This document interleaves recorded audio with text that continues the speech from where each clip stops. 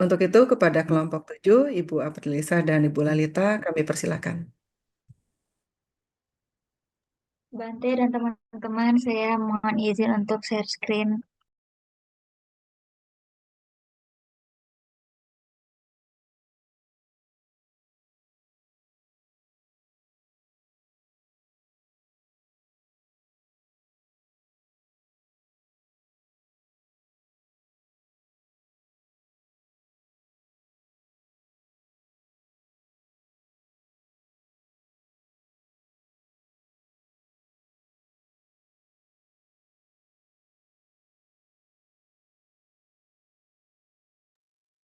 Selamat malam Bande, selamat malam Maya, selamat malam yang luhur, selamat malam teman-teman.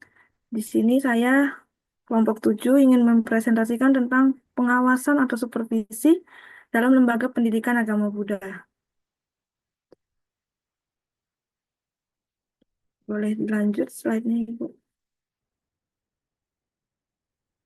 Oke. Untuk pertama ini kita akan membahas tentang supervisi dalam pendidikan agama Buddha. Yang sebelumnya adalah pengawasan atau supervisi dalam pendidikan agama Buddha adalah cara untuk memastikan bahwa tujuan pembelajaran agama Buddha bisa tercapai dengan baik.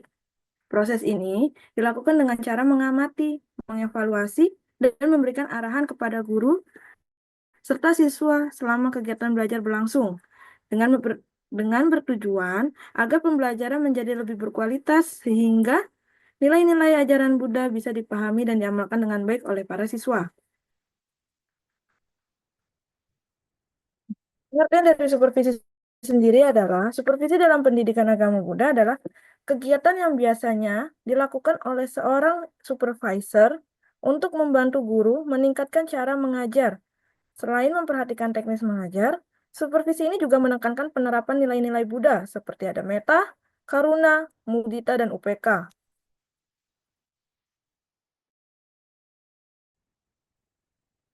Selanjutnya ada prinsip dasar supervisi pendidikan agama Buddha. Dalam melaksanakan supervisi, ada beberapa prinsip dasar yang harus diperhatikan agar kegiatan tersebut sesuai dengan nilai-nilai Buddha, yaitu ada prinsip kebaikan hati atau metta, prinsip kesadaran atau sati, prinsip kebijaksanaan atau prasna, dan prinsip keadilan atau UPK, dan terakhir ada prinsip kolaborasi.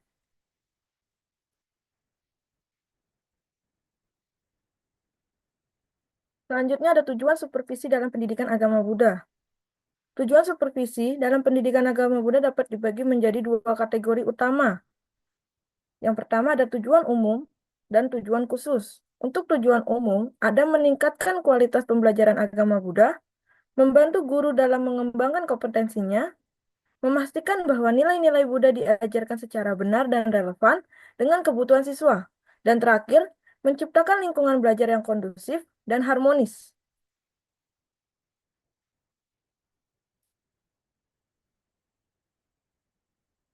Untuk yang terakhir, ada tujuan khusus, mengidentifikasi kekuatan dan kelemahan dalam proses pembelajaran, memberikan solusi praktis untuk mengatasi masalah yang ditemukan, mendorong guru untuk terus belajar dan mengembangkan diri, dan yang terakhir memastikan bahwa siswa mampu memahami dan mengamalkan ajaran Buddha dalam kehidupan sehari-hari.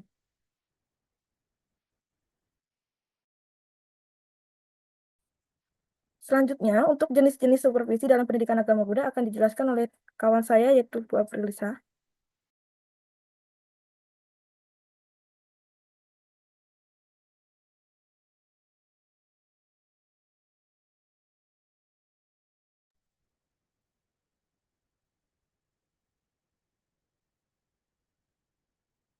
Baik, terima kasih Ibu Lalita. Mohon izin teman-teman semua dan Bante, saya akan sedikit menjelaskan mengenai jenis-jenis supervisi dalam pendidikan agama Buddha. Supervisi dalam pendidikan agama Buddha dapat dilakukan dalam berbagai bentuk, diantaranya yaitu supervisi langsung. Di sini saya akan sedikit menjelaskan bagaimana supervisi langsung ini.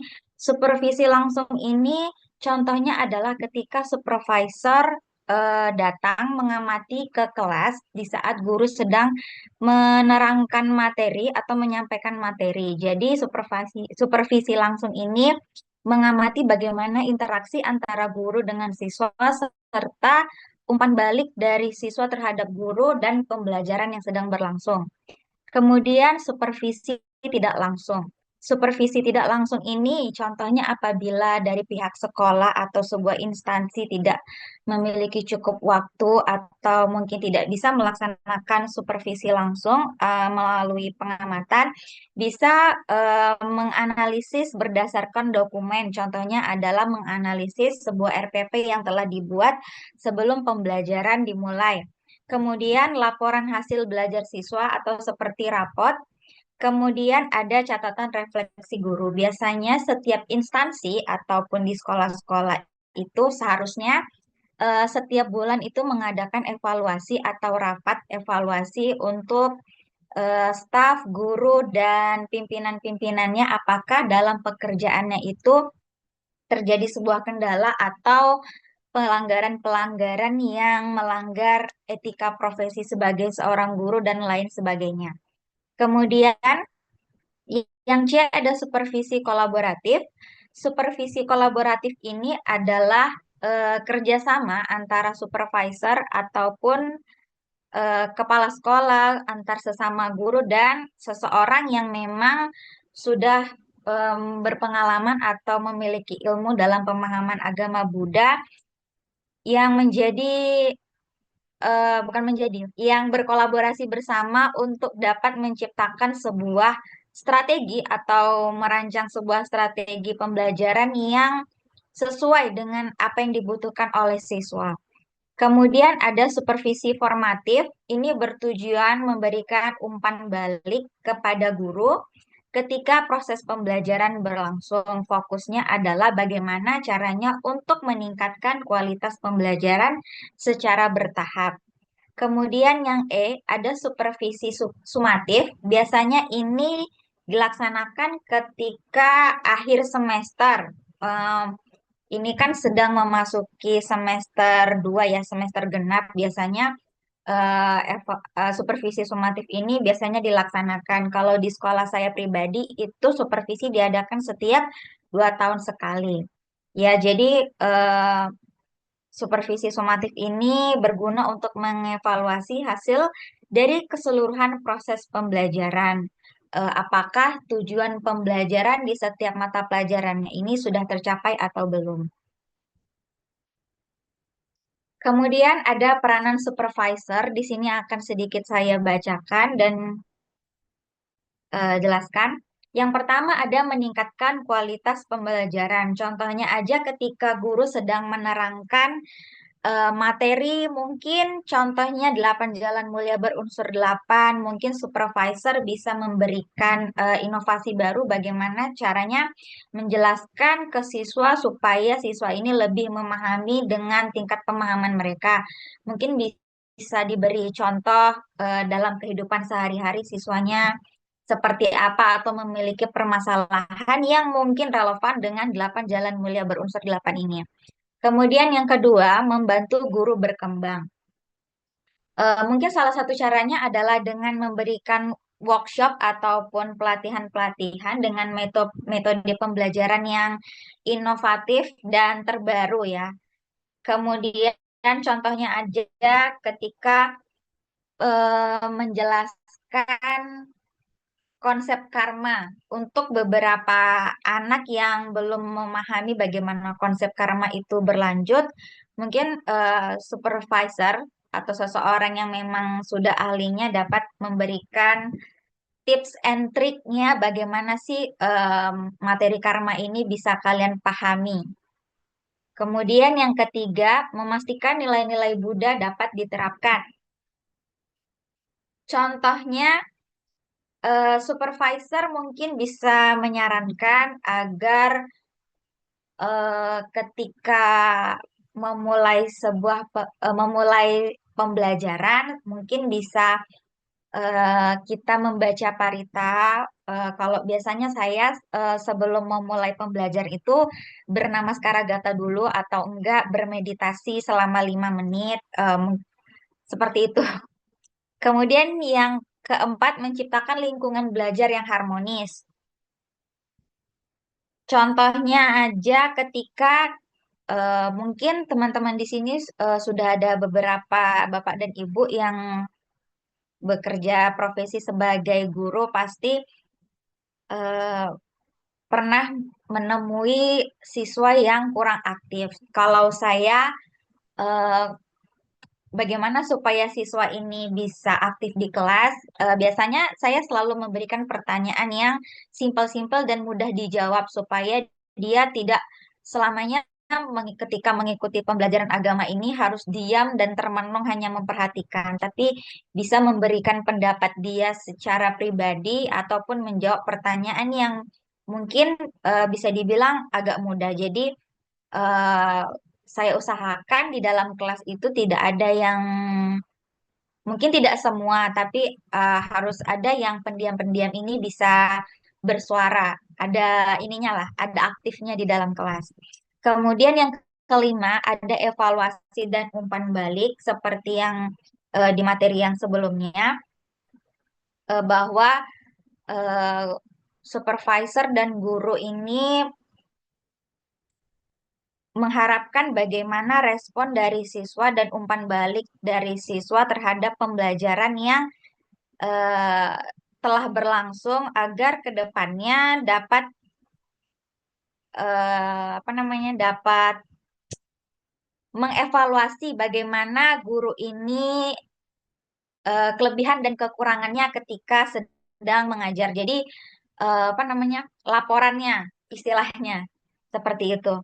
Kemudian yang keenam, mendukung pengembangan kurikulum. Supervisor juga berperan dalam membantu, mohon maaf teman-teman ini terpotong, membantu pengembangan kurikulum. Jadi contohnya menambahkan topik baru yang relevan dengan kehidupan modern seperti etika, teknologi, dan mindfulness. Contohnya mungkin guru bisa memberikan contoh isu-isu atau permasalahan yang sedang tren di masa sekarang ini untuk dipraktekkan atau dimasukkan ke dalam pembelajaran agar sesuai dengan siswanya, dengan generasi siswanya seperti itu. Kemudian yang ketujuh, ada mengidentifikasi dan menyelesaikan masalah. Lalu yang kedelapan, memfasilitasi kolaborasi. Dalam hal ini, supervisor ini bertugas untuk memfasilitasi kerjasama antara guru, kepala sekolah, siswa, dan orang tuanya. Jadi kalau contohnya mungkin misalnya supervisornya ini adalah kepala sekolah, berarti kepala sekolah ini harus memfasilitasi gurunya dan orang tua siswa untuk dapat saling bekerja sama. Mungkin contohnya adalah mengadakan pertemuan antara guru dan orang tua, sekaligus memberikan pemahaman bagaimana selama 1 semester ini anak belajarnya itu seperti apa, kegiatan apa yang sudah terlaksana, kemudian bagaimana permasalahan anak dan lain sebagainya, supaya ke depannya anak ini dapat meningkatkan kualitas pembelajarannya secara bertahap. Kemudian kompetensi supervisor ada 3, yaitu pemahaman tentang Tripitaka, kemudian keahlian manajerial yang baik, terutama di bagian teknologi. Lalu yang ketiga ada etika dan moral yang baik. Lalu proses pengawasan supervisi ada 3. Yang pertama perencanaan, yang kedua pelaksanaan, dan yang terakhir adalah evaluasi. Tantangan pengawasan supervisi. Yang pertama ada perbedaan pemahaman Yang kedua ada keterbatasan sumber daya. Mungkin keterbatasan sumber daya ini eh, sulitnya seorang guru menggunakan teknologi yang ada, apalagi untuk guru-guru yang mungkin kurang mengerti akan teknologi, akan perkembangan teknologi yang sekarang. Kemudian kurangnya pelatihan. Baik demikian pemaparan materi pengawasan atau supervisi dalam lembaga pendidikan agama Buddha. Mohon maaf atas kesalahan dari ucapan atau materi kami yang masih kurang. Mungkin teman-teman bisa memberi saran, berkomentar, ataupun ingin bertanya dari materi kami.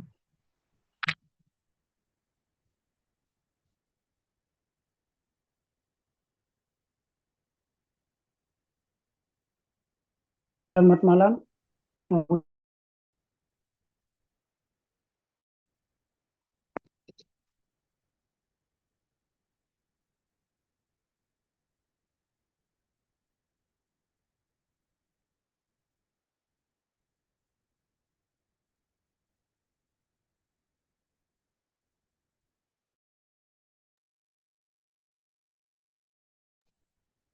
Ya, silakan Pak Martidep. Baik, selamat malam. Kabar Bante, Nama Budaya, yang luhur, ayah, dan teman-teman semua. Jadi yang saya ingin bertanya kepada kelompok 7 mengenai supervisi di dalam pendidikan agama Buddha. Jadi di sini kan di setiap sekolah, terutama di sekolah negeri kan, iya biasanya yang supervisi kami itu adalah kepala sekolah. Nah, jadi kepala sekolah kita ini kan dari non Buddhis. Jadi dan memang pasti tidak memahami apa yang menjadi materi kita. Nah, jadi yang saya mau tanyakan adalah sebenarnya yang mensupervisi pendidikan agama Buddha ini dari lembaga mana? Itu aja. Terima kasih.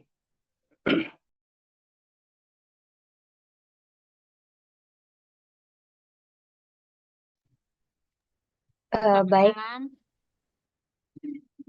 iya silakan. Saya mau bertanya, tadi kan di bagian tantangan pengawasan supervisi itu salah satunya ada perbedaan pemahaman. Nah, perbedaan pemahaman itu kan memang lumrah ya terjadi di mana-mana gitu. Nah, tapi untuk kasus ini solusinya seperti apa ya kira-kira? Itu saja. Terima Baik. kasih. Terima kasih Pak Martidep dan Ibu Evelyn. Kami sementara menampung dulu selagi kami berdiskusi jawaban.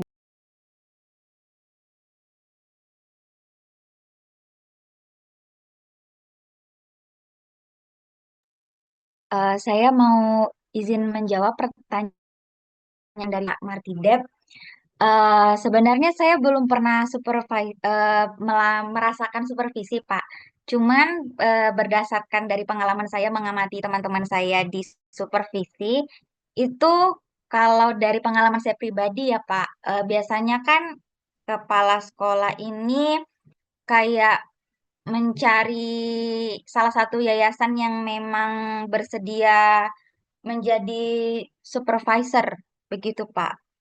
Kalau selebihnya saya kurang tahu sih, Pak. Mungkin teman-teman ada yang bisa membantu karena saya juga sendiri belum pernah merasakan supervisi, hanya mengamati bagaimana teman-teman saya disupervisi, Pak. Terima kasih.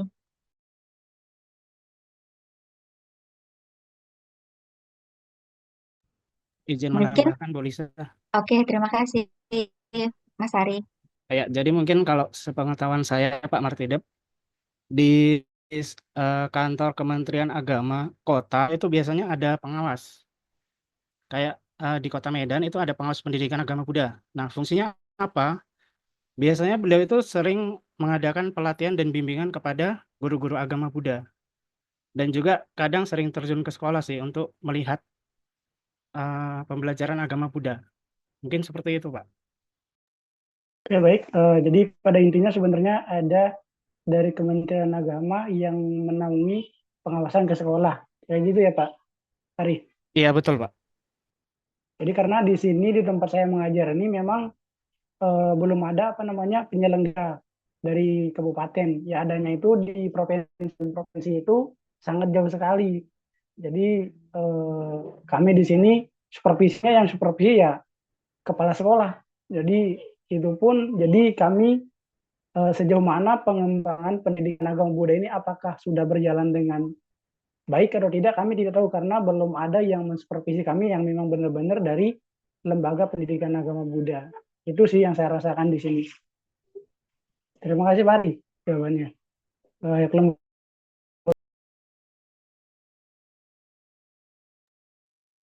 Menjawab pertanyaan dari Ci Evelyn tentang solusi bagaimana adanya perbedaan pemahaman. Pertama, salah satu solusinya adalah peningkatan komunikasi, seperti yang tadi sudah diberikan contoh,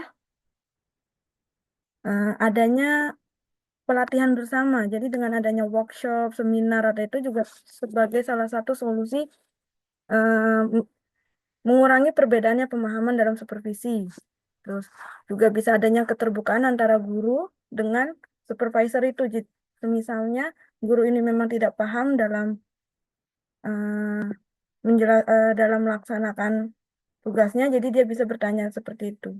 Untuk Bu Lisa mungkin ada tambahan atau dari teman-teman?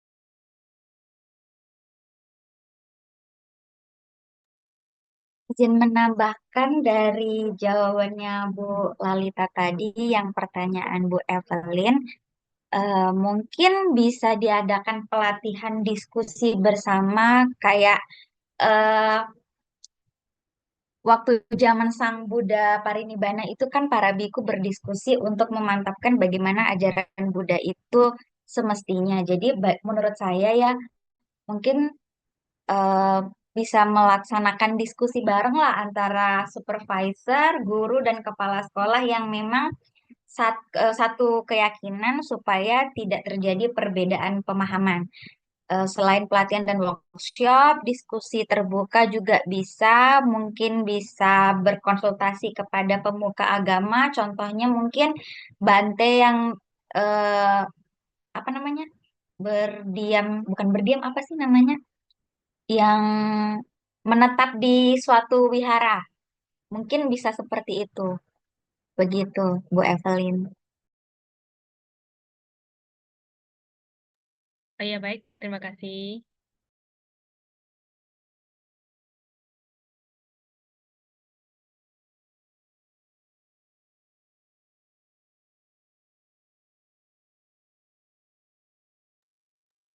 Mungkin teman-teman ada pertanyaan sembari kami berdiskusi dengan pertanyaan Bu Jaslyn.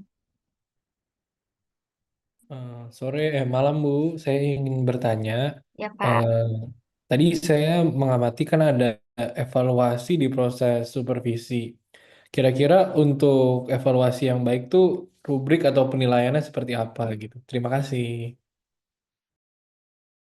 Ini rubrik penilaian untuk ini ya, Ya, supervisornya kalau ya Pak? untuk evaluasi itu biasanya yang baik tuh kriterianya seperti apa atau apakah ada bakunya atau bagaimana? Oke, baik.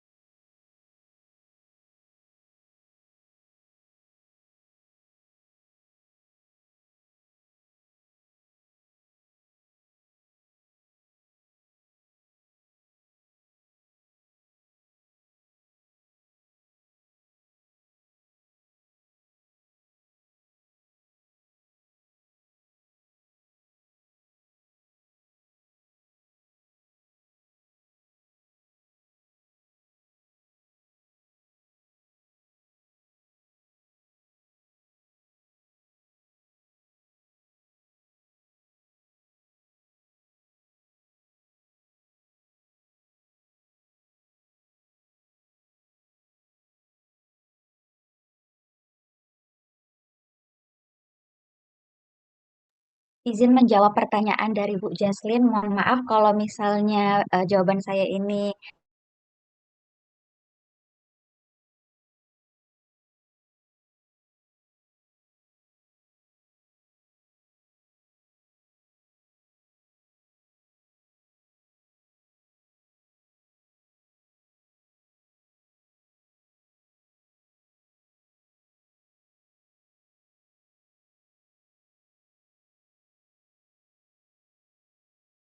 supervisi langsung.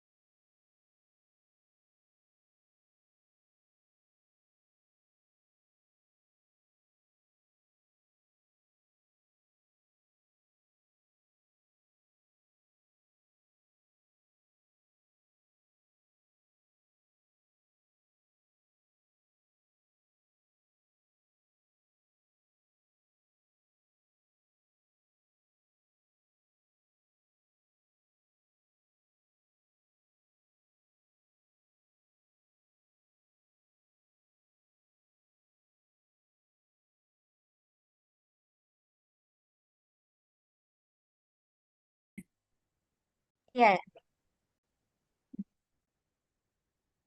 oke baik.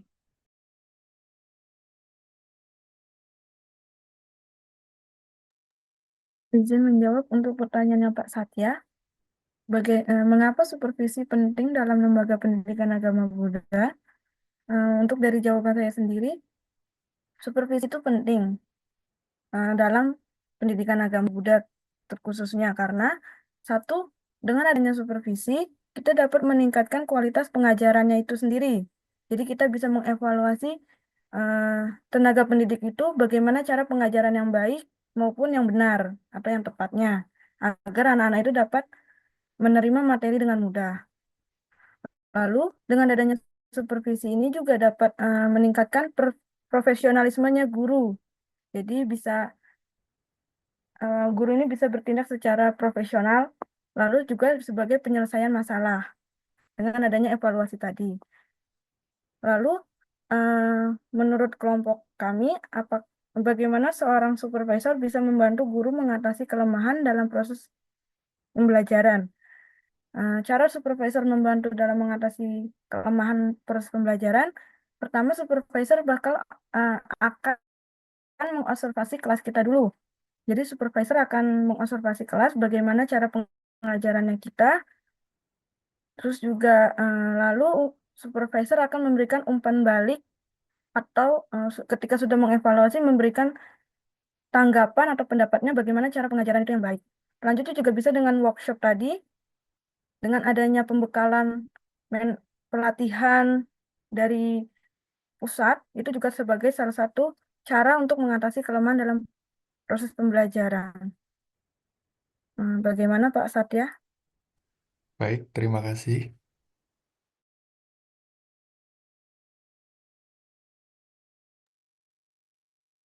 Izin bertanya.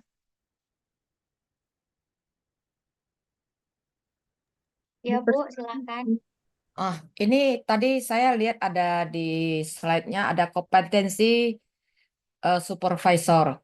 di sana ada pemahaman Tripitaka. Tripitaka begitu luas ya. Maksudnya Tripitaka yang mana? Apa maksudnya ada di suta-suta? Suta yang mana yang mendukung mendukung tentang kompetensi supervisor ini?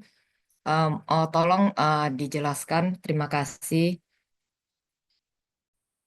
Baik, Bu.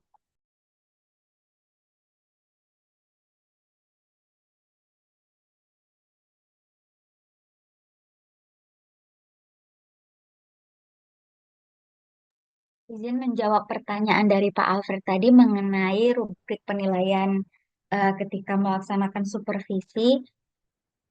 Eh, Berdasarkan pemahaman saya ya Pak Alfred, mungkin rubrik penilaian ini menyesuaikan bagaimana sekolahnya Pak Alfred. Karena seperti contohnya saja ya kan, sekarang kan lagi kurikulum kurikulum merdeka. Itu setiap guru itu dibebaskan untuk membuat rubrik penilaiannya sendiri.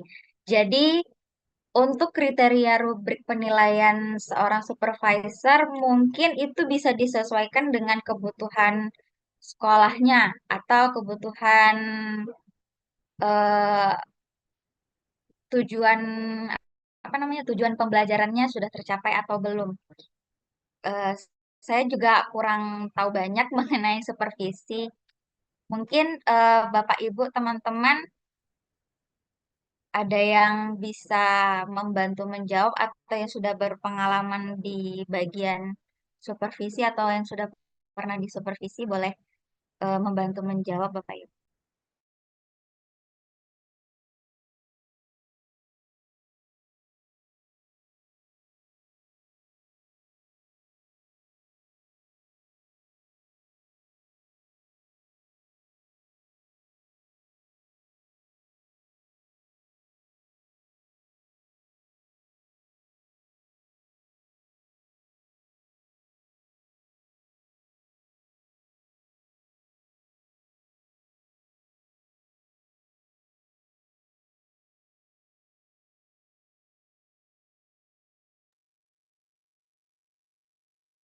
Izin membantu menjawab tentang supervisi tadi.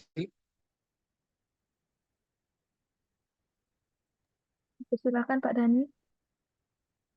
Ya, eh, setahu saya waktu saya mengajar waktu itu ya, dalam supervisi itu memang kita biasanya diminta untuk melakukan eh, pencapaian sebuah tujuan ya. Tujuan, kita harus punya tujuan, sasaran, dan strategi dari supervisi itu. Nah, pada saat sudah melakukan perencanaan itu, biasanya baru dilakukan pengamatan. Pengamatan yaitu mengamati proses yang tadi sudah disampaikan dalam slide, mengamati proses pembelajaran di kelas, kegiatan ekstrakurikulernya seperti apa, aspek-aspek sekolah lain yang mendukung seperti apa. Selanjutnya dievaluasi dari menilai dari kinerja gurunya, staf, dan proses pendidikan secara keseluruhan. Setelah itu baru akan dilakukan umpan balik, seperti memberikan umpan balik yang secara konstruktif kepada guru dan staf untuk perbaikan. Tanya jawab seperti itu. Setelah itu baru dilakukan pengembangan. Pengembangan ini menyediakan pelatihan, daya dukung, misalnya pelatihan, workshop, sumber daya, atau meningkatkan kualitas dari pendidikan tersebut. Setelah yang terakhir biasanya akan dilakukan pemantauan. Setelah dilakukan poin 1, 1, 2, 3, 4, 5, pemantauan itu yaitu mengawasi implementasi rencana perbaikan dan evaluasi secara efektivitasnya itu seperti apa. Izin seperti itu. Terima kasih. Baik, terima kasih Bapak.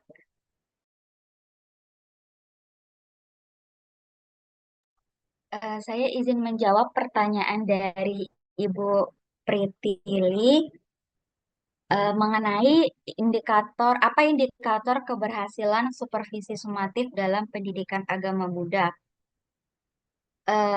Indikator keberhasilannya menurut saya itu ketika seorang guru sudah berhasil mencapai tujuan pembelajarannya, maka itu bisa dikatakan indikator keberhasilan dalam melaksanakan supervisi sumatif.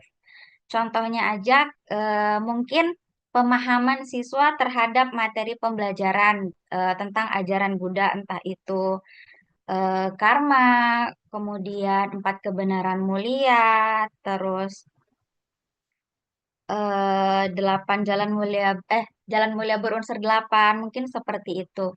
Terus keberhasilannya juga bisa dilihat melalui bagaimana seorang siswa ini dapat mengimplementasikan atau mempraktekkan nilai-nilai ajaran Buddha dalam kehidupan sehari-hari, terutama perilaku ketika di sekolah. Mungkin itu yang bisa saya sampaikan, Bu Priti. Terima kasih. Jawabannya sudah sangat baik. Izin bertanya, Bu Aprilisa, Iya, Bu Jesslyn. Lalita. Oke. Eh, Berhubung karena hari ini temanya tentang pengawasan atau supervisi dalam lembaga pendidikan Buddha. Nah, saya ingin bertanya, bagaimana sih kalau misalnya kita sebagai supervisi atau pengawas gitu, bisa jadi kayak semacam rekan belajar dan bukan eh, menjadi kayak, karena kan biasanya kalau didengar orang, saya ini supervisor, bagian pengawas, kan biasanya hanya mendengar itu menjadi orang menakutkan kan. Nah, gimana sih cara kita menjadi supervisor ini menjadi sebagai rekan belajar, bukan menjadi sebagai pengawas yang menakutkan gitu bagi guru. Oke, baik Bu Jesslyn. Ini saya jawab berdasarkan saya mengamati teman-teman saya di sekolah ya Bu Jesslyn. Jadi beberapa dari teman-teman guru saya itu memang merasakan demikian Bu Jesslyn. Jadi mereka ini agak sedikit worry ya ketika dilaksanakan supervisi. Jadi mungkin menurut saya supervisornya itu mungkin harus lebih humble Bu Jaslyn. Jadi em, mungkin boleh berwibawa tapi lebih ke friendly sih. Mungkin untuk bahasa sekarangnya ya lebih lebih bisa friendly dan ngobrol aja gitu. Kalau misalnya ngobrol kan pandangan orang lain kan, oh ibu ini tuh tidak semenakutkan itu dan tidak semenyeramkan itu. Jadi menurut saya ketika supervisi dilaksanakan mungkin agak berkurang ya khawatirnya dan tidak sehoror itu. Kalau menurut saya, mungkin Bapak Ibu ada yang sudah berpengalaman di supervisi. Ya, izin Bu Aprilisa untuk diskusi dengan Bu Jesslyn ya. Sebenarnya tadi di PowerPoint-nya sudah dijelaskan bahwa supervisi untuk yang keagamaan Buddha ini menekankan penerapan nilai-nilai Buddha seperti metta, karuna, mudita, dan UPK ya. Jadi sebenarnya kalau supervisornya penuh dengan welas asih tentu saja tidak menakutkan gitu ya. Jadi mungkin itu bisa dijadikan acuan. Karena tadi sudah disampaikan oleh kelompok 7 di PowerPoint-nya demikian. Lalu untuk yang supervisi ini sebenarnya tadi ada sedikit yang menarik ya, yang tadi ditanyakan oleh Pak Alfred ya, tentang rubrik itu. Iya, Bu. Nah ini harus jelas dulu gitu, supervisi yang mau masuk ini supervisi yang mana? Apakah seseorang kepala sekolah atau apakah dari lembaga tertentu? Karena setiap supervisor sepertinya mempunyai tujuan yang berbeda dalam melakukan supervisinya itu. Misalnya kalau kepala sekolah kan berarti dia hanya mengamati yang seperti disampaikan oleh kelompok 7 tadi, apakah pembelajaran sudah berhasil dijalankan dengan baik dengan adanya supervisi langsung gitu kan. Tapi kalau misalnya pengawas dari dinas biasanya mereka yang mungkin bisa langsung bisa juga secara tidak langsung yaitu dengan memeriksa RPP demikian. Nah, kalau yang langsung itu sepertinya mereka sudah punya rubriknya ya. Jadi sebelum masuk supervisi mereka kan ada perencanaan seperti yang dituliskan di PPT yang mau terakhir itu ada perencanaan, pelaksanaan, dan evaluasi. Nah, pada saat perencanaannya itu semua disusun. Nah, itu setelah disusun, baru masuk ke dalam kelas jika itu dilakukan supervisi secara langsung gitu. Nah, lalu dari yang sudah dibuat itu tinggal di checklist-checklist aja. Biasanya seperti itu. Nah, lalu untuk yang dari lembaga lain, itu saya juga kurang paham, tapi seharusnya mereka sudah menyiapkan rubrik tersendiri gitu kan. Nah, itu aja sih yang ingin saya sampaikan untuk yang Bu Jaslyn dan Pak Alfred. Terima kasih. Terima kasih Bu Mary. Makasih, Bu.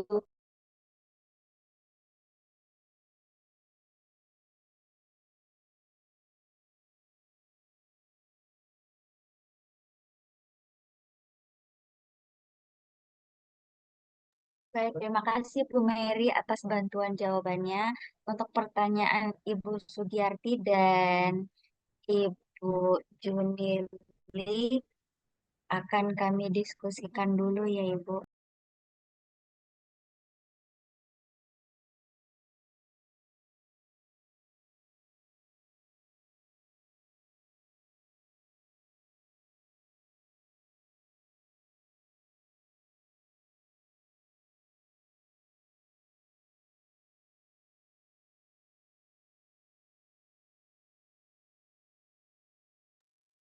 Izin menjawab untuk pertanyaan dari Ibu Ling Felicia mengenai apakah sekolah Buddhis mempunyai kepengawasan berbeda dari pengawas sekolah pada umumnya atau memiliki dua kepengawasan dari Dinas Pendidikan dan Departemen Agama? Dan apakah pelaporan kepada Dinas Pendidikan bentuknya seperti apa? Sebelumnya, yang saya tahu kalau untuk sekolah Buddhis sendiri itu biasanya dipegang dua dua lembaga, yaitu ada dari Dinas Pendidikan sendiri maupun dari Kementerian Agamanya. Nah, untuk Dinas Pendidikannya sendiri ini, dia mencakup pembelajaran secara umum. Nah, untuk Kemenaknya sendiri ini hanya untuk yang berkhusus kepada pembelajaran agama. Untuk bentuknya seperti apa, mungkin teman-teman ada yang bisa membantu menjawab. Saya sendiri juga belum pernah melakukan supervisi. Terima kasih.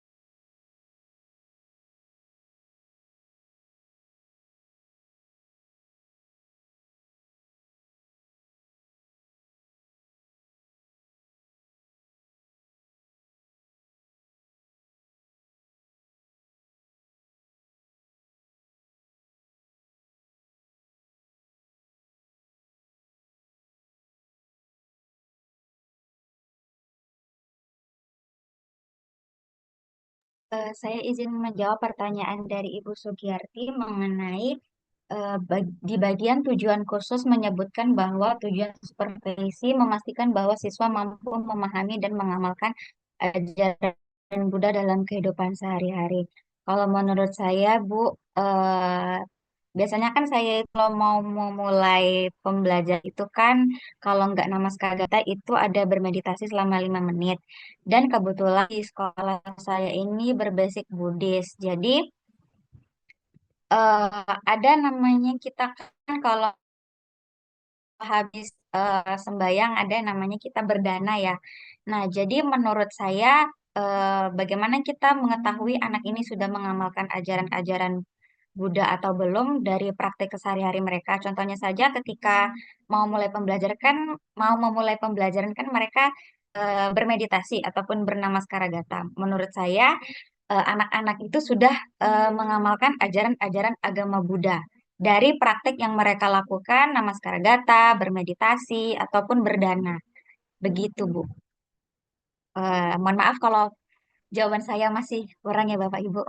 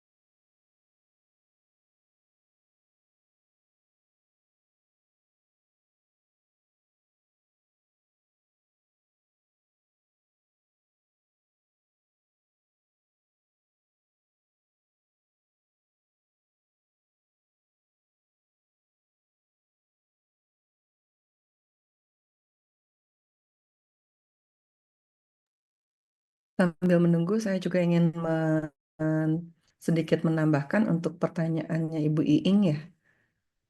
Untuk sekolah Buddhis pengawasannya itu memiliki Doka Pengawasan Dinas Pendidikan dan Departemen Agama. Kalau sekolah Buddhis tersebut merupakan sekolah nasional, tentu dia diawasi oleh Dinas Pendidikan ya. Tapi biasanya kalau dari Departemen Agama itu pengawasannya hanya sampai ke guru PAB, Pendidikan Agama Buddha. Untuk pelaporannya, kalau ke Departemen Agama, di sekolah kami belum pernah ada ya, tapi kalau ke Dinas Pendidikan jelas. Seperti pelaporan administratif lah, kayak pelaporan BOS dan lain sebagainya. Jadi demikian ya, kalau untuk dua kepengawasan, kalau Dinas Pendidikan lebih ke arah seluruhan sekolah tersebut, kalau Departemen Agama biasanya hanya ke salah satu, kayak ke guru pendidikan agama Budanya saja. Demikian Bu Iing. Terima kasih Bu Mary. Izin menambahi juga yang terkait pertanyaannya Bu Iing. Memang benar yang disampaikan tadi bahwa Bu Mary menyampaikan untuk pengawasannya memang dua, ya kan? Dan di sini kalau untuk yang agama Buddha itu memang hanya khusus guru agama Buddha dan itu biasanya hanya dilihat dari segi kayak administrasi guru dan cara mengajarnya. Kalau untuk dinas pendidikan itu lebih detail lagi karena masuknya ke dalam kurikulumnya juga itu disupervisi oleh dinas pendidikan. Seperti itu, Bu. Terima kasih. Terima kasih Bu Sugiyarti. Terima kasih Bu Mary dan Ibu Sugiyarti sudah berkenan membantu menjawab pertanyaan dari Ibu Iing.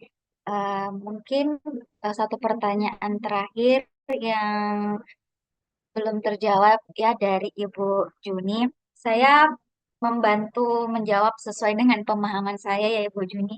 Jadi kalau di Sigalowada Sutta itu kan ada 6 arah mata angin yang harus dihormati. Salah satunya adalah guru.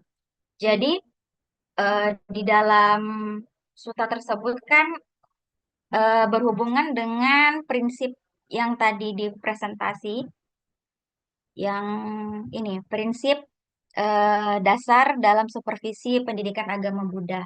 Nah, jadi kalau dalam 6 arah mata angin ini kan ada namanya hubungan antara guru dengan murid. Jadi dalam kasus Tripitaka ini bisa dikatakan bagaimana seorang guru ini harus bertindak sebagai pembimbing yang bijaksana atau sebagai pemimpin yang memberikan motivasi atau pembelajaran dengan rasa penuh kasih sayang, kemudian berempati, kemudian penuh dengan kesadaran dan kebijaksanaan. Mungkin seperti itu, Bu Juni, Tripitaka yang dimaksud.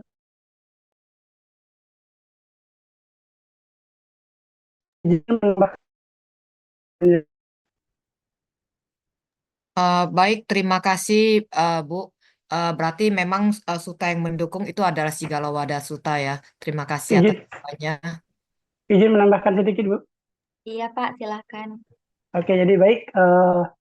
Jadi memang di dalam pendidikan agama Buddha memang tidak dijelaskan secara mendetail tentang supervisi, tetapi di sini yang berkaitan yang serupa dengan supervisi itu sangat banyak ya yang kita temukan di dalam Vinaya Pitaka serta beberapa bagian sutta ya. Jadi yang terutama yang menggambarkan bagaimana Sang Buddha membimbing, mengkoreksi dan mengevaluasi para biku. Di antaranya yang pertama adalah di dalam Vinaya Pitaka itu di Mahawaga 1:5-6. Di sini dijelaskan bahwa Sang Buddha memberikan instruksi dan meninjau praktek para biku, mengoreksi kesalahan dan menyusun aturan berdasarkan kebutuhan. Ini adalah bentuk supervisi langsung. Makna dalam konteks pendidikan, jadi guru atau memiliki peran aktif dalam membimbing dan meninjau proses belajar siswa atau mahasiswa agar dengan ajaran. Jadi yang pertama ya, jadi yang ditanyakan tentang Tripitaka di bagian mana? Jadi di dalam Mahawaga Vinaya Pitaka 1-5. Yang kedua adalah di Upali Sutta di Nikaya 56. Dalam sutta ini Sang Buddha membimbing Upali bentuk Jainisme. Jadi melalui dialog yang sistematis mengoreksi pandangannya dan menuntunnya menuju pemahaman yang benar. Jadi supervisi yang diberikan di sini adalah memberikan klarifikasi, membimbing cara berpikir yang benar dan mengarahkan pemahaman. Terus yang ketiga ada Ananda Sutta. Jadi dalam Anguttara Nikaya 8.30. Jadi sutta ini juga menyebutkan kualitas seorang sahabat spiritual Kalenamita yang disebut dengan Kalenamita yang mendampingi, menasehati dan membimbing kita di jalan Dhamma. Jadi makna di dalam pendidikan kehadiran yang mengawasi dan membantu perkembangan praktek dan pembelajaran siswa. Terus yang keempat ada di Dhammapada ayat 76 atau 76 yang berbunyi bahasa Indonesianya, jika engkau melihat orang bijaksana yang menunjukkan kesalahanmu seperti menunjukkan harta karunlah dia. Orang seperti itu akan membimbingmu dan melindungimu dari yang jahat. Jadi makna dari supervisi ini di dalam pendidikan agama Buddha adalah supervisi bukan hanya evaluasi tetapi bimbingan penuh realisasi untuk pertumbuhan moral dan spiritual bagi siswa. Mungkin itu tambahan dari saya.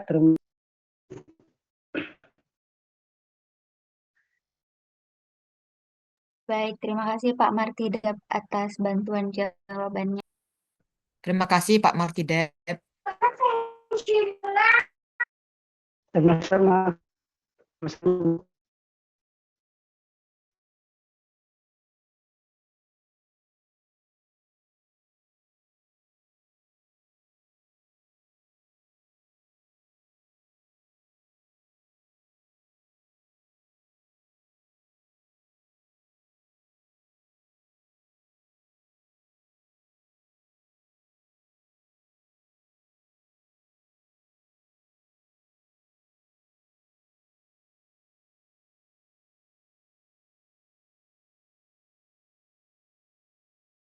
Izin menjawab untuk pertanyaan dari Bante Wandi. Jika dalam proses supervisi ditemukan adanya ketidaksesuaian atau kelemahan pada tenaga pendidik,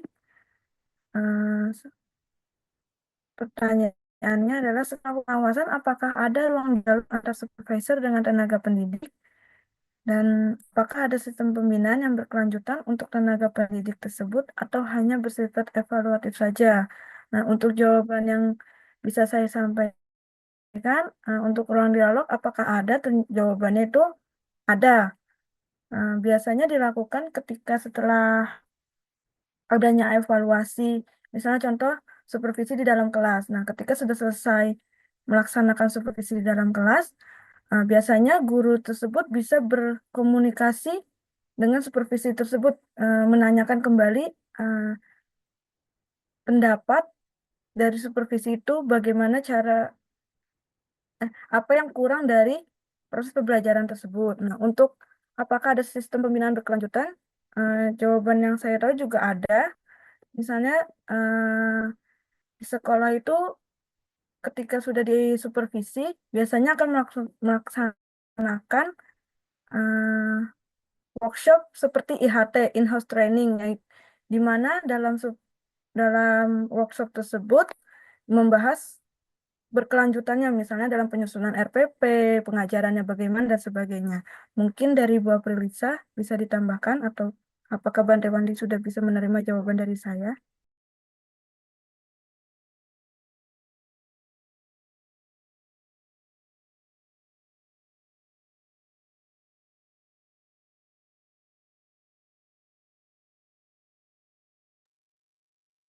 Ibu Lalita, saya izin boleh menambahkan Bu untuk yang pertanyaan dari Bapak Wandi. Dipersilahkan, Bu. Oke. Kalau dari yang saya ketahui, di sekolah itu memang tadi untuk kalau misalnya ada pengawasan atau mungkin kita melakukan supervisi, itu pastinya memang ada dialog karena kita harus mengetahui terlebih dahulu kenapa sih dan apa yang menyebabkan seseorang melakukan hal seperti itu dan mengapa tidak sesuai dengan apa yang sudah ditargetkan atau yang menjadi tujuan utama dari sekolah tersebut. Namun di sini yang harus kita perhatikan adalah apakah memang ada pembinaan. Seharusnya memang ada, karena kalau tanpa ada pembinaan itu akan membuat pembelajaran itu keluar dari jalurnya. Jadi memang harus ada pembinaan yang mungkin saya bisa sampaikan juga ketika ada pembinaan itu alangkah baiknya kalau dilakukan bersama-sama dan itu ada hitam putihnya. Maksudnya hitam putih adalah bahwa individu yang sudah mendapatkan supervisi itu mengetahui apa yang harus diperbaiki, apa yang harus dijalankan, dan itu adalah kesepakatan bersama dengan sang supervisor. Karena kalau tanpa adanya itu, nantinya ketika memang dia melakukan lagi hal yang melanggar atau mungkin tidak sesuai dengan apa yang sudah ditargetkan, nah, itu akan menyulitkan seorang supervisor untuk memberikan pengalahan lebih lanjut. Karena itu sempat terjadi di sekolah kami, jadi alangkah baiknya memang ada tertulis dan berdasarkan tulisan itu, kita pun akan bisa memberikan satu tenggang ya, tenggat waktu bahwa dalam waktu sekian lama sang individu atau sang guru itu harus bisa menyelesaikan apa yang diharapkan. Kalau tidak, berarti apa yang menjadi konsekuensi yang harus dihadapi oleh sang guru. Dan itu kembali lagi kesepakatan bersama. Seperti itu sih yang bisa saya tambahkan. Terima kasih.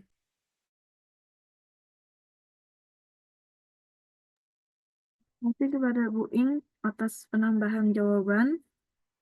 Dari teman-teman, apakah ada yang ingin dipertanyakan kembali atau ingin memberikan saran? Dipersilahkan. Izin memberikan tambahan diskusi terkait pertanyaannya Bante Wandi, Bu Lalita. Persilahkan Bu Sugiyarti. Oke, memang untuk setelah diadakan supervisi, biasanya memang diadakan dialog. Tetapi di sini untuk dialognya itu setelah proses pembelajaran selesai, bukan di dalam kelas di supervisi. Karena di sini kan tujuannya untuk apa? Kalau untuk guru agama Buddha sendiri yang memberikan supervisi itu kan dari pengawas, sedangkan pengawas itu kan tidak mengetahui secara detail format dari pelaporan RPP dan lain sebagainya, kendala dan lain sebagainya di sekolah yang kita ajar, karena mereka sudah punya format khusus tertentu. Nah, di dialog di sini, dari catatan yang diberikan supervisor, kita bisa mengetahui catatannya misalnya ada beberapa macam gitu kan. Kita bisa memberikan, oh ini memang belum bisa karena alasannya seperti ini. Jadi di dalam diskusi itu uh, disampaikan kendala dan juga pengalaman dari proses pembelajaran yang ada. Kemudian terkait apakah nanti akan dilakukan apa namanya pembinaan berkelanjutan, ya biasanya untuk pengawas itu untuk melakukan pembinaan bukan hanya akan langsung datang, tetapi komunikasi menggunakan media ini ya WA atau apapun tentang kendala-kendala yang dilakukan. Biasanya seperti itu. Kemudian kalau saya mengetahui itu ada kalau di Surabaya jujur memang belum ini saya belum dilakukan supervisi, pernah akan dilakukan proses tapi sampai sekarang belum terrealisasi dengan ini untuk supervisinya, tetapi kalau tidak salah di Jawa Tengah untuk guru-guru agamanya itu mereka secara berkala diminta untuk mengumpulkan yang namanya LKPD. Semua guru agama di bawah naungan entah itu pengawas atau apa di secara berkala itu diminta untuk mengumpulkan LKPD lembar kerja, LKPD peserta didik seperti itu. Itu sebagai salah satu cara dari pembinaan setelah adanya supervisi dan lain sebagainya. Itu sih Bu tambahan dari saya. Terima kasih.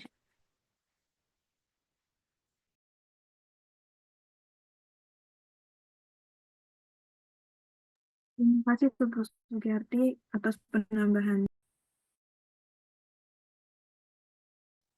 Selamat malam Bu, izin untuk menambahkan juga. Baik, silakan Pak. Baik, Bapak Ibu dan rekan-rekan, memang betul yang dikatakan Ibu Sugiyarti, terus tadi oleh Ibu yang sebelumnya ya, tentang supervisi. Memang setiap sekolahan itu punya semacam jadwal untuk supervisi. Jadi kita itu ada 2 semester. Tiap semester itu pasti kepala sekolah akan melakukan supervisi kepada tiap-tiap guru tanpa terkecuali. Nah, itu akan terjadwal setiap semesternya. Jadi kepala sekolah itu akan mensupervisi berkaitan dengan poin-poin yang memang sudah ditentukan dari yayasan ataupun sekolah. Misalkan guru ini sesuai enggak ketika melakukan pembelajaran, melakukan pembukaan, menunjukkan tujuan pembelajarannya apa, melakukan penilaian atau tidak ketika melakukan pembelajaran selama 2 JP ataupun 3 JP di mata pelajaran kita. Nah, setelah itu nanti kepala sekolah akan melakukan pemanggilan kepada guru tersebut. Nah, yang kurang-kurang di poin ini gitu. Nah, itu akan dilakukan selama 2 kali dalam setahun kalau di sekolah saya. Kebetulan kalau pengawas di Kota Semarang itu belum ada. Jadi saya disupervisi oleh kepala sekolah itu sendiri. Tetapi yang menjadi PR saya, karena saya sudah usul kepada kepala sekolah, tiap-tiap tahun itu misalkan ada kekurangan kita dalam mengajar, saya itu pernah mengizinkan bertanya gini, kalau kita itu sebagai guru, seperti apa sih contoh guru yang baik ketika melakukan pembelajaran? Misalkan kita kurang dalam melakukan pengajaran kepada siswa, apakah boleh melihat guru lain yang sudah sesuai dengan sesuai dengan pengajaran yang pas, yang betul itu seperti apa? Tapi sampai sekarang itu usulan saya itu belum dikabulkan gitu. Jadi kita sebagai guru yang sudah disupervisi harusnya bisa melihat guru yang lebih baik itu seperti apa ketika pengajaran. Nah, sampai saat ini tuh belum terkabulkan. Mungkin dari Bapak, Ibu, atau rekan-rekan semua yang di sini mengurus di dalam sekolah itu bisa diterapkan. Terima kasih. Namo Buddhaya.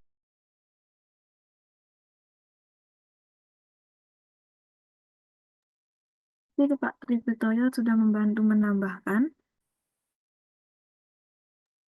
Boleh saya ikut menambahkan sedikit apa yang disampaikan oleh Pak uh, Pitoyo, Pak Tri Pitoyo. Saya sangat setuju Bapak dengan apa yang Bapak katakan tadi, karena itu memang sangat-sangat mendukung seorang guru itu mendapatkan wawasan atau pengetahuan baru dari guru lain yang memang mereka jauh bukan bukan udah profesional ya, tetapi berbagi apa yang mereka sudah dapatkan terlebih dahulu dengan guru yang memang kelihatannya ada sisi atau ada bagian yang masih kurang, dan itu sudah diaplikasikan di sekolah kami, Pak Pri Pitoyo, dan itu benar. Saya setuju sekali, sangat setuju, sehingga kami sering menjadwalkan kepada guru-guru yang menurut kami guru tertentu yang pengajarannya sudah bagus atau RPP-nya sudah bagus, bagaimana aplikasikannya kepada murid juga itu sudah sangat menarik. Nah, itu kami selalu lakukan penjadwalan. Jadi, guru-guru yang lain juga bisa belajar dan mengetahuinya. Demikian sih, Pak. Terima kasih. Dan itu saya sangat dukung. Semoga teman-teman yang lain juga kalau memang mempunyai kesempatan untuk bisa belajar dari teman-teman yang lain, itu sangat bagus sekali. Terima kasih. Terima kasih Bu Iing sudah mau berdiskusi bersama.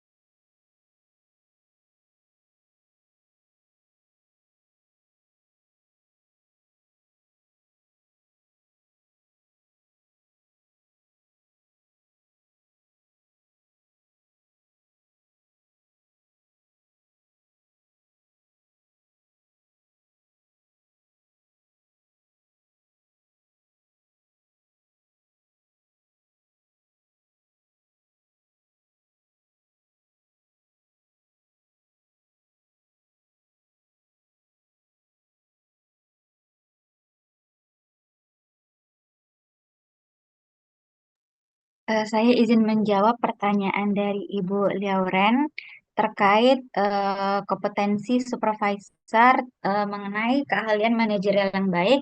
Apakah ada standar khusus untuk mengukurnya kalau manajerial tersebut sudah baik atau belum?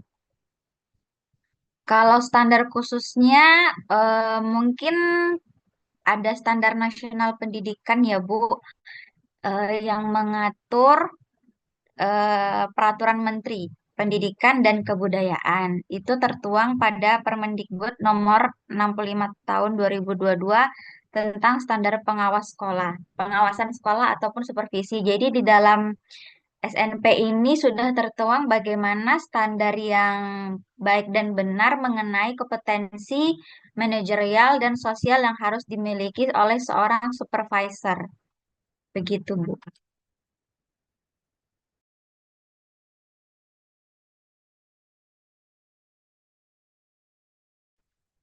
Baik, terima kasih Bu Aprilsia.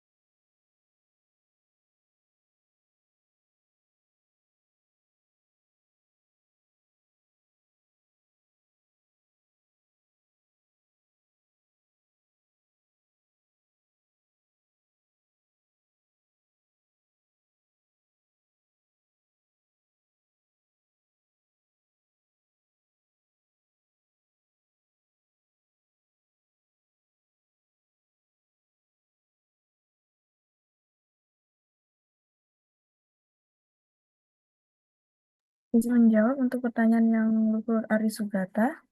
Eh, apa dampak positif dan negatif dari supervisi terhadap guru pendidikan agama Buddha? Untuk dampak positif dari supervisinya, itu bisa membantu meningkatkan keterampilan mengajarnya. Dengan adanya supervisi ini kan diberikan masukan-masukan yang baik sehingga keterampilan dalam mengajar itu menjadi lebih baik. Lalu dampak positifnya itu bisa mengembangkan materi ajarannya itu secara relevan. Jadi bisa sesuai kurikulum yang ada, seperti itu. Lalu untuk dampak negatifnya, biasanya itu terdapat tekanan. Misalnya, biasanya kan kalau supervisi yang saya tahu itu, dia harus mengumpulkan penilaian. Nah, mungkin ketika adanya penilaian itu, dia merasa cemas dan tekanannya kalau semisalnya penilaian itu tidak sesuai dari pusatnya. Seperti itu yang bisa saya sampaikan, yang Luhur Ari Sugata. Apa ada teman-teman yang mau menambahkan, dipersilahkan.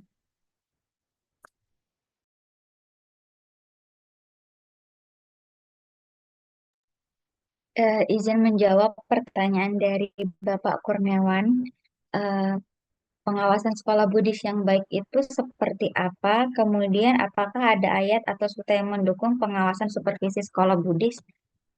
Sepertinya tadi sudah mencakup jawaban dari Pak Martidep ya, yang mengenai apa namanya? Apakah ada ayat suta yang mendukung pengawasan supervisi sekolah Buddhis? Kalau secara rincinya itu, tadi saya sedikit mendengar rangkuman dari Pak Martidep.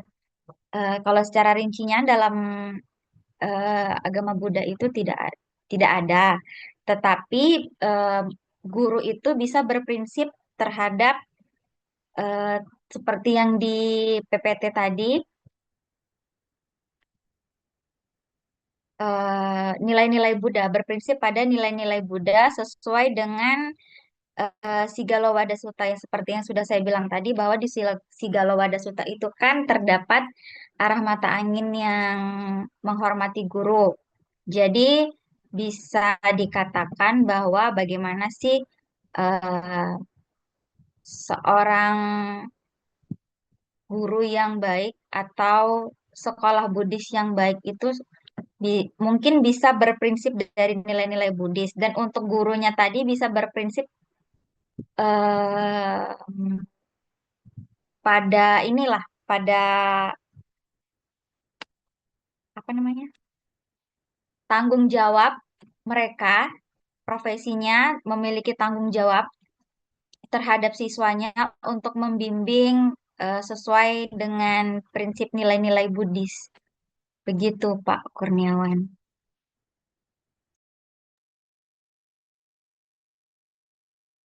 Baik Bu, terima kasih Bu jawabannya.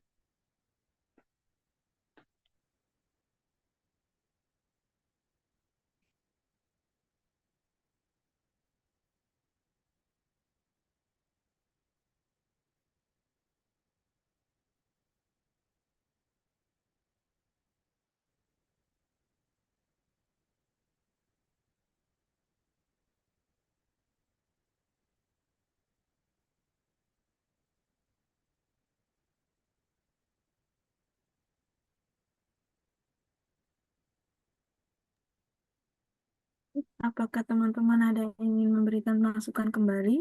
Sepertinya pertanyaannya sudah terjawab semua.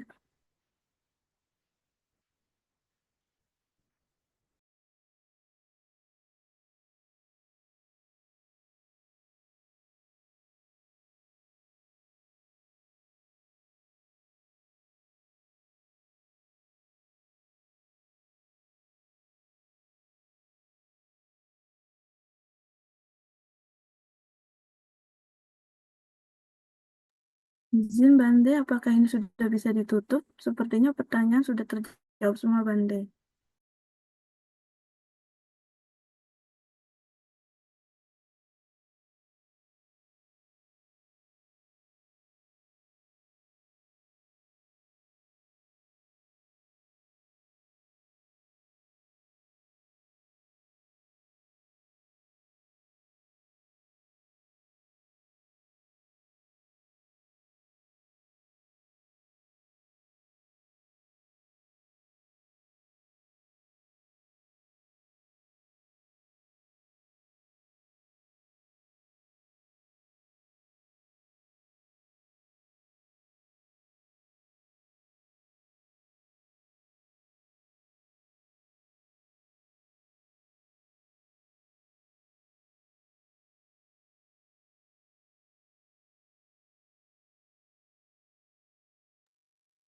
Mohon izin, Bu Lalita latar belakangnya guru juga ya? Iya, Pak. Iya yang luhur, tapi saya guru kelas. Mungkin boleh dibagikan sharing ke kita mengenai supervisi ini, pengalaman dari Bu Lalita selama mengajar itu bagaimana? Sebelumnya yang luhur maaf, saya menjadi guru baru beberapa bulan saja karena saya juga baru lulus dari S1-nya yang luhur. Jadi untuk pengalaman supervisi atau selebihnya saya belum memiliki pengalaman yang banyak yang luhur. Oh ya, baik-baiklah.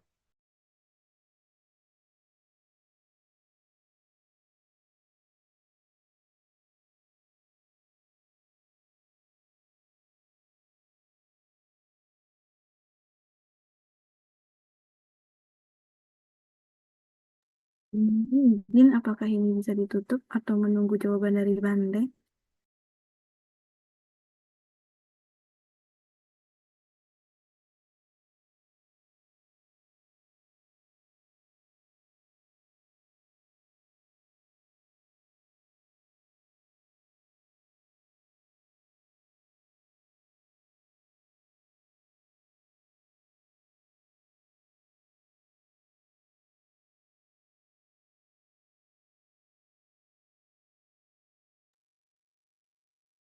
mungkin sambil menunggu jawaban dari Bante, izin bertanya, apakah di sini ada yang menjadi supervisi di sekolahnya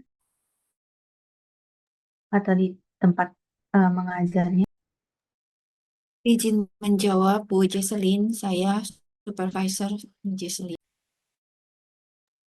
Oke, biasanya izin bertanya, biasanya dari Bu Iing sendiri ketika menjadi supervisor, ada nggak sih kendala-kendala yang bisa dikatakan dapat mengganggu kegiatan mengajar ini? Kegiatan mengajar.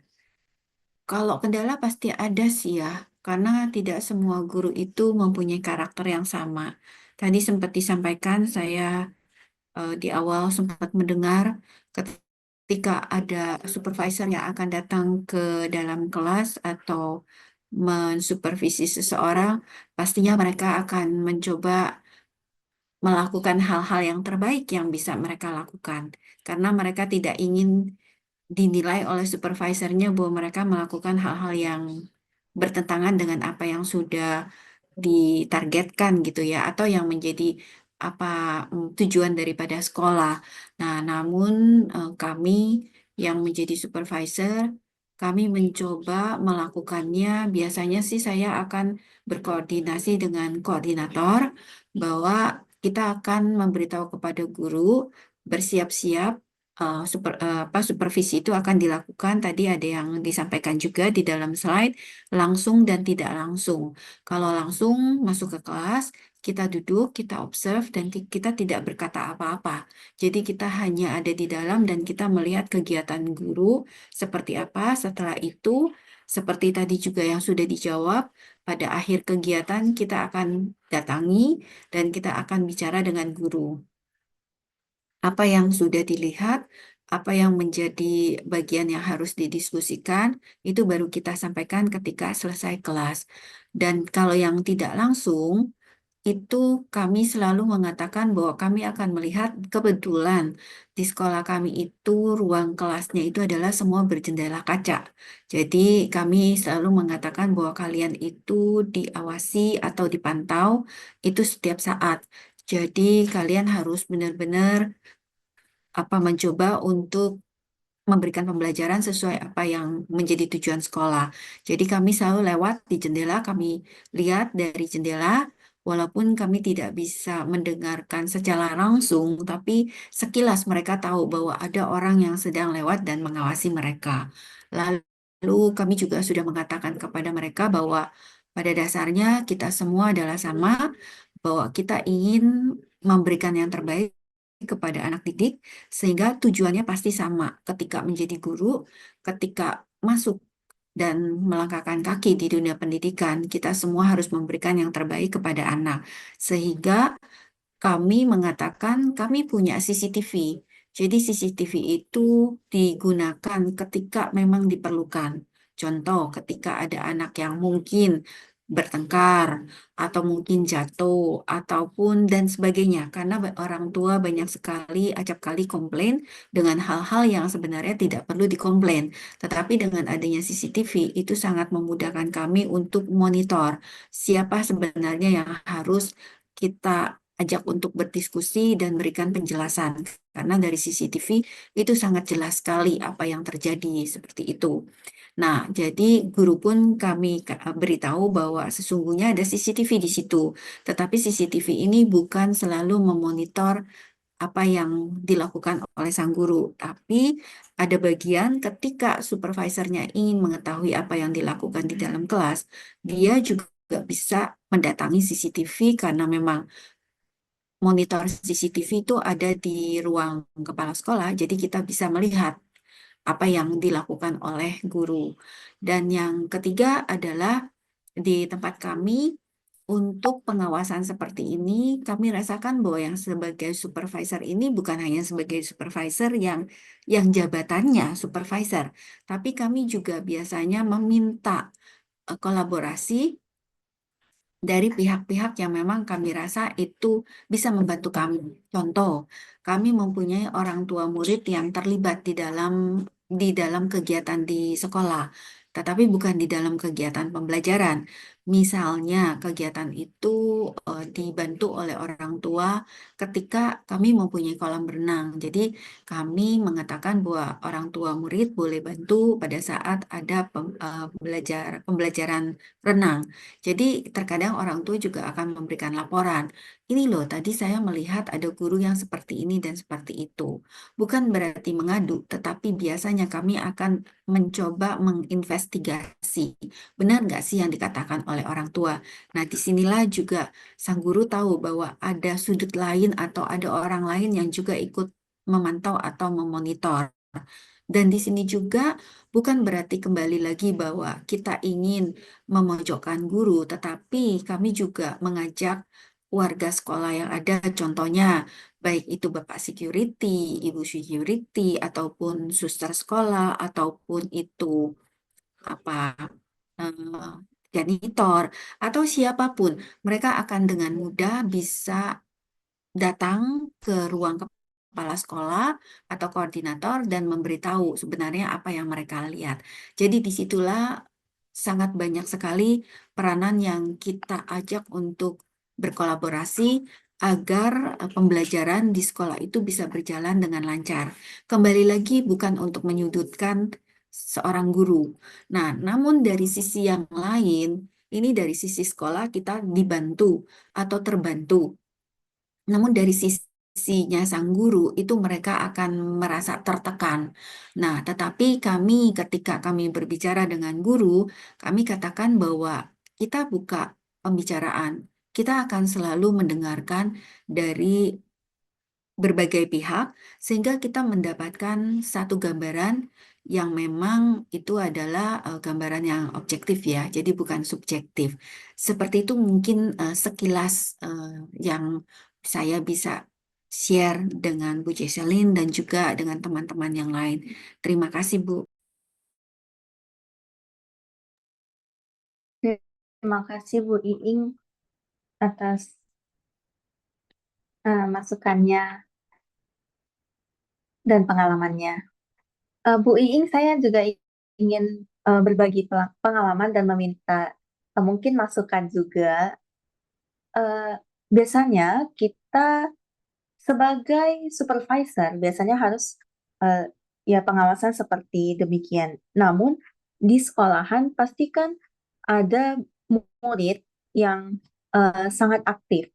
Hingga kalau misalnya dibilang seorang guru harus memiliki meta dan lain sebagainya. Pastikan ada momen-momen di mana guru lelah dan kadang emosinya bisa membludak. Apalagi kalau kadang kebanyakan guru yang masih muda kan masih belum begitu bisa mengontrol emosinya. Bagaimana kita sebagai supervisor memberikan arahan kepada guru bagaimana cara menghadapi murid-murid yang seperti ini gitu. Kadang kalau misalnya kita hanya meninggikan sedikit nada ketika berbicara kepada murid, murid sudah menganggapnya itu marah. Guru marah kepada muridnya dan ada aja murid yang melaporkan ke orang tuanya, guru A, guru B marah ke saya udah nggak mau ke sekolah. Nah, kalau seperti itu, bagaimana Bu Iing? Dan kadang juga ada orang tua yang upload ke sosmed, ngomong sekolahnya ini bagaimana, gurunya seperti apa. Nah, kalau pendapat Bu Iing bagaimana? Iya, betul Bu Jesselyn. Ya, itu sih maksudnya memang terjadi di sekolah kami juga ya. Jadi memang tidak dipungkiri bahwa hal-hal yang demikian itu adalah bukan wajar, tapi memang terjadi karena kita adalah manusia yang di mana emosi kita juga kadang-kadang up and down-nya dengan kondisi kita mungkin di rumah atau di lingkungan dan sebagainya. Nah, untuk itu kalau dari kami mungkin juga dari teman-teman yang lain juga nanti koreksi ya kalau misalnya ada yang saya salah kata atau mungkin kurang tepat gitu. Tapi di kami merasakan bahwa Kami berusaha melakukan yang terbaik, itu yang pertama. Yang kedua adalah kami mencoba untuk mendapatkan kepercayaan dari orang tua terlebih dahulu. Jadi ketika memang anaknya ketika orang tua mendaftarkan anak ya ke sekolah, ya itu kami perlu untuk memberitahu seperti apa sih sebenarnya regulasi yang ada di sekolah, sehingga orang tua juga paham. Walaupun kenyataannya ketika sekolah sudah dimulai itu berbeda. Pada saat di awal orang tua akan mengatakan, oh iya saya akan mengikuti semua aturan yang diberikan oleh sekolah. Tetapi pada saat harinya sudah berjalan, dia akan banyak komplain. Kenapa begini dan kenapa begitu. Tapi di sisi lain, kita bisa memberikan pengertian kepada mereka-mereka orang tua bahwa di awal kita sudah memberikan penjelasan bahwa ini loh yang kita lakukan. Contoh yang paling mudah. Kami mengatakan bahwa anak-anak itu harusnya belajar mandiri. Jadi karena saya memang memegangnya adalah untuk yang PAUD, jadi kami mengatakan bahwa anak-anak perlu diajarkan mandiri, sehingga untuk awal-awal tahun ajaran orang tua masih diberikan izin untuk bisa menemani 1-2 hari. Setelah itu orang tua harus dengan ikhlas gitu ya, dengan kerelaannya itu memberikan anaknya itu bisa ditinggalkan di sekolah tanpa adanya pengawasan dari orang tua. Nah, di sini mulai drama itu muncul gitu kan, bahwa anak saya belum bisa ini atau mungkin anak saya tiba-tiba nggak mau sekolah karena mogok, karena gurunya tidak menghargainya atau gurunya mungkin membuat dia tidak nyaman dan sebagainya dan sebagainya. Nah, kembali lagi di awal ini kita harus sudah memberikan terlebih dahulu apa sih yang menjadi SOP-nya kita, karena semua orang tua biasanya kita harapkan sudah membaca yang namanya handbook. Jadi kita ada yang namanya handbook untuk orang tua, disitulah semua peraturan-peraturan kita tulis agar mereka bisa membaca dan memahaminya. Walaupun kembali lagi, terkadang orang tua itu hanya menerima buku tanpa juga melihat, tanpa juga membaca, dan dikatakan bahwa dia sudah paham dan dia tanda tangani. Tapi itu adalah bagian yang harus kita jalankan supaya kita juga mempunyai satu dasar untuk berbicara dengan orang tua. Dan disinilah letak bahwa sebagai seorang supervisor ini harus ada percaya diri ya.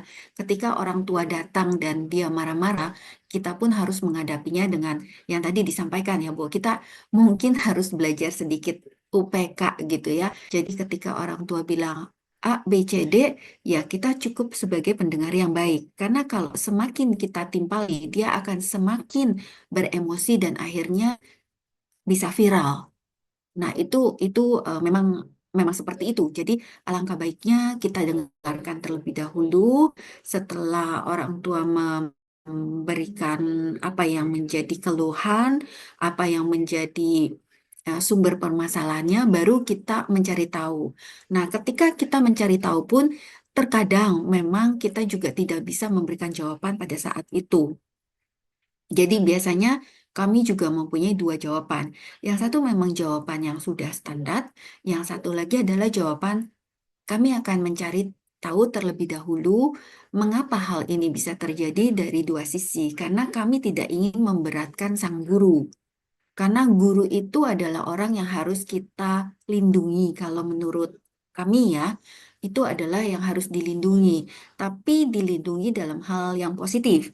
Karena kalau guru tidak dilindungi untuk kondisi saat ini, kebanyakan orang tua merasa bahwa guru itu bukan seorang guru. Guru itu adalah iya yang bisa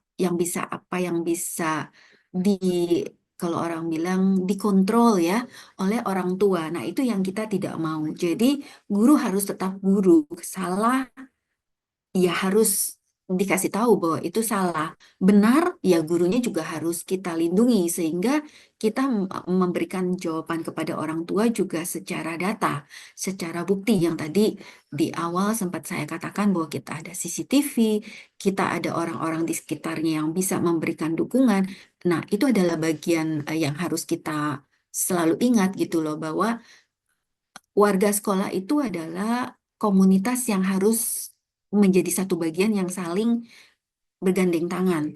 Jadi sekali kita jatuh itu agak sulit. Jadi kita harus sama-sama semua semua semua elemen itu harus tahu bahwa mereka tuh tidak akan apa ya di tidak akan diberikan nama kepada orang tua kalau memang mereka tidak bersalah. Jadi mereka akan selalu kita support seperti itu Bu Jesselyn. Jadi kalau misalnya ternyata ada anak yang bilang, "Oh, gurunya marah, oh gurunya ini dan itu." Biasanya kita akan lihat, kita akan monitor terlebih dahulu. Setelah itu kita akan memanggil orang tuanya dan kita akan klarifikasi seperti apa sih sebenarnya yang terjadi di lapangan. Dan sama-sama sudah paham, biasanya justru itu adalah orang tua yang mendukung kita nantinya. Word of mouth-nya itu dari orang tua tersebut karena dia tahu bahwa ternyata sekolah sudah menjalankan apa yang harusnya dilakukan. Dan kita juga ada yang namanya komite sekolah. Nah, itu juga perlu kita rangkul. Karena dengan adanya komunitas sekolah, itu adalah menjadi corongnya kita, menjadi jembatannya kita untuk mengatakan kepada orang tua yang lain bahwa sebenarnya yang dilakukan itu seperti A, B, C, dan D. Seperti itu, Bu Jesselyn. Itu yang mungkin saya bisa bagi apa yang kami rasakan di sekolah. Demikian. Terima kasih, Bu. Baik, terima kasih banyak, Bu. Izin berbagi pengalaman juga ya, Bu, terkait apa yang tadi ditanyakan oleh Bu Jesslyn. Kalau di sekolah saya memang kita guru untuk ketemu langsung sama orang tua atau komunikasi dengan orang tua baik melalui apa namanya WA itu memang tidak diizinkan karena di sekolah kami itu kita sebagai orang tua tidak diizinkan untuk memberikan nomor HP kita ke orang tua atau ke siswa. Jadi kita komunikasinya itu menggunakan line untuk ke siswa. Sedangkan orang tua itu ada komunikasinya menggunakan WA sekolah ataupun telepon sekolah. Kemudian seandainya ada sesuatu hal yang terjadi akibat laporan dari siswa yang kita maaf belum tentu kebenarannya, biasanya memang dilaporkan ke pihak sekolah. Kemudian setelah itu akan dilakukan seperti yang tadi disampaikan Bu Iing bahwa untuk meng-cross check ini benar apa tidak, bagaimana kejadiannya, dilihat dari segi CCTV dan lain sebagainya. Kemudian setelah itu maka akan dikonfirmasi lagi ke orang tua siswanya seperti itu. Karena kita tidak tahu karakter orang tua itu bagaimana. Ada orang tua yang maaf langsung percaya dengan apa yang disampaikan anak tanpa mencari tahu dulu kebenarannya. Ada orang tua yang justru ingin melihat dari sisi guru itu seperti apa, kemudian dari sisi siswanya yang ketika cerita sama orang tua itu seperti apa.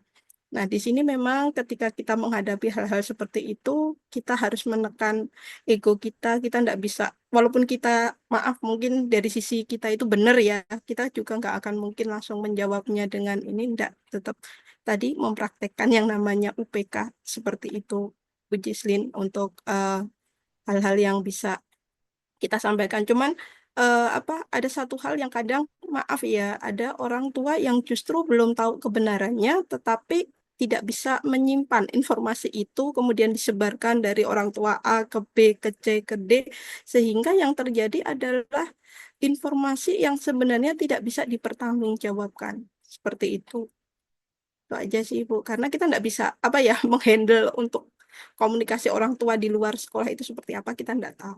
Itu aja sharing pengalaman dari tempat saya bekerja. Terima kasih. Baik, terima Terima kasih kasih, Bu. sharing-sharingnya teman-teman, karena waktu juga sudah habis. Izin, apakah Bante bisa mendengar suara saya, Bante?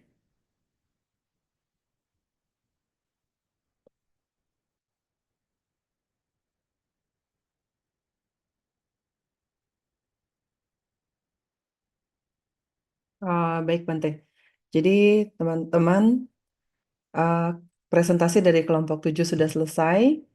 Dan mungkin dari Bante jika ada closing statement atau tambahan,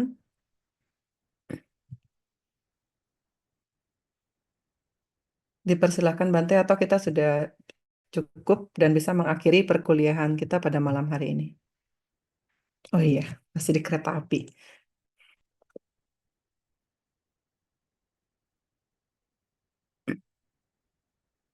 Baik Bante, jadi bisa izin untuk ditutup perkuliahannya ya Bante ya.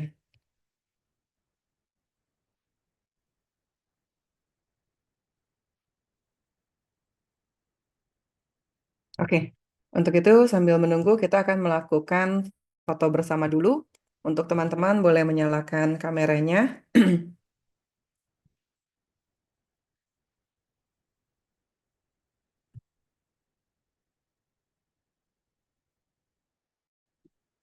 Bisa ditunggu ya. Untuk teman-teman yang lain, dipersilakan untuk on cam atau menyalakan kameranya.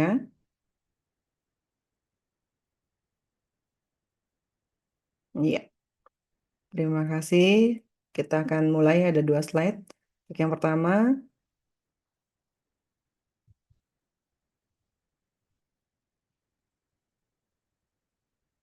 izin nanti yang kedua sebentar.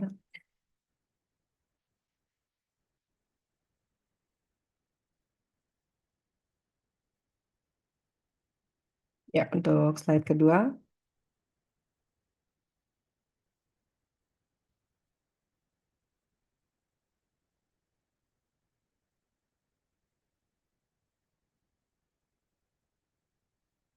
Ya, baik. Sambil kita bisa bersama-sama membaca uh, pernyataan dari Bante ya.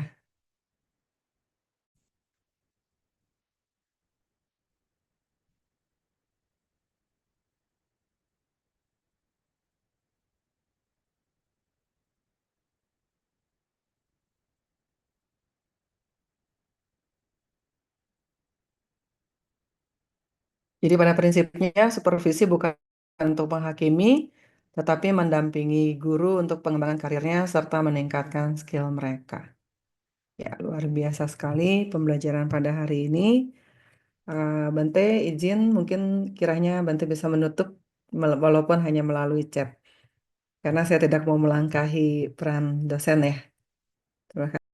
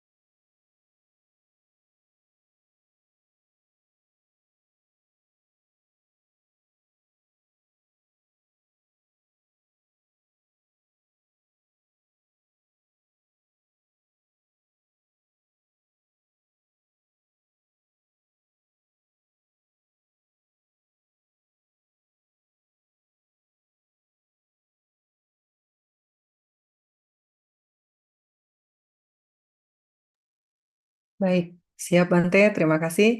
Hati-hati di perjalanan, semoga perjalanan aman, lancar, dan Bante senantiasa sehat. Terima kasih teman-teman, selamat malam. Namo Sangya Adi Budaya, Namo Buddhaya. Namo Buddhaya, terima Namo kasih. Buddhaya. Budaya ya. Terima kasih. ke budaya semua. Aduh. Terima kasih. Budaya, terima kasih. Terima kasih semuanya.